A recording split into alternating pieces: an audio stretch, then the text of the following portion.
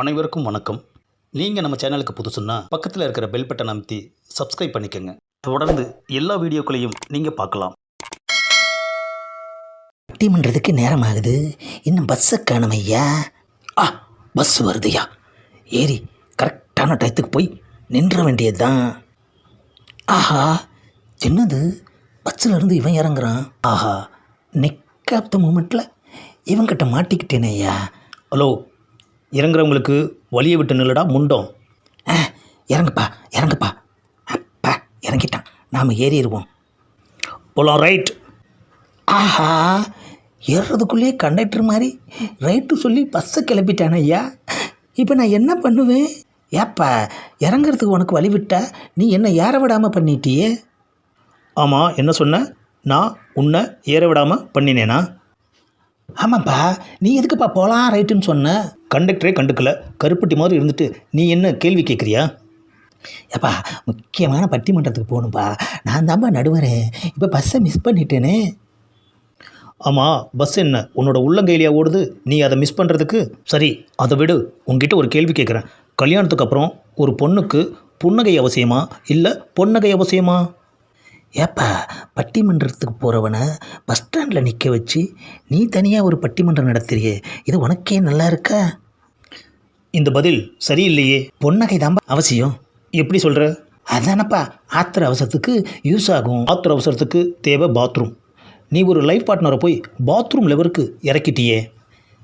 ஆஹா, நீ எங்கே வரேன்னு தெரிஞ்சிடுச்சு. என் பொண்டாட்டி அவள் ஆத்தா வீட்டுக்கு போனதுக்கு நீ என்ன குத்தம் சொல்கிற, அப்படி தானே? குத்தம் சொல்லலடா, உன்னை ஒரே குத்தில் மேலே அனுப்ப வந்திருக்க. வேண்டாம்பா வேண்டாம்பா, நான் எங்கே அவளை அனுப்புனேன்? அவளாக தான் போனா. நீ தான் போக வச்ச.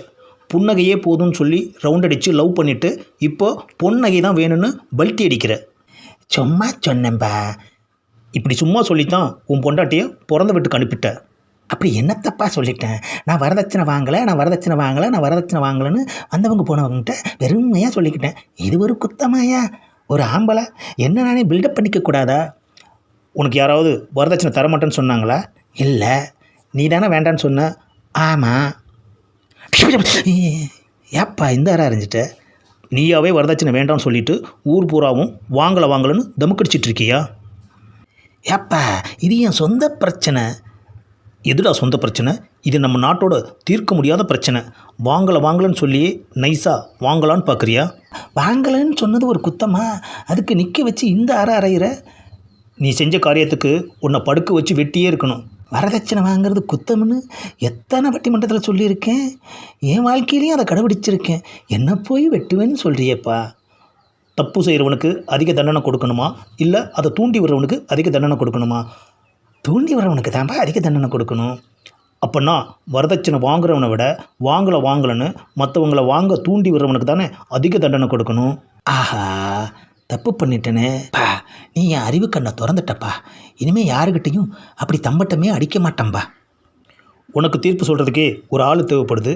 இதில் நீ பட்டிமன்றத்துக்கு போய் அங்கே தீர்ப்பு சொல்ல போறியா? தப்பு தான். வரதட்சணை வாங்குறதே கேவலம். இதுவே அதை நான் வாங்கலைன்னு சொல்கிறது அதை விட மகா கேவலம். ஆமாம், எங்கேயோ போகணும்னு சொன்னியே. ஊருக்கு போய் சம்சாரத்தை கூட்டிகிட்டு வரணும்னு சொன்னேன். முதல்ல அதை செய். ஆமாம், திடீர்னு செருப்பால் அடித்த மாதிரி தீர்ப்பு சொன்னியே. உனக்கும் என் பொண்டாட்டிக்கும் என்ன உறவுன்னு தெரிஞ்சுக்கலாமா? உன் சம்சாரத்துக்கு நான் 4 விட்ட அண்ணன். 4 விட்ட அண்ணனா? இந்த பதிவை லைக் பண்ணுங்கள், ஷேர் பண்ணுங்கள், மறக்காமல் சப்ஸ்கிரைப் பண்ணுங்கள்.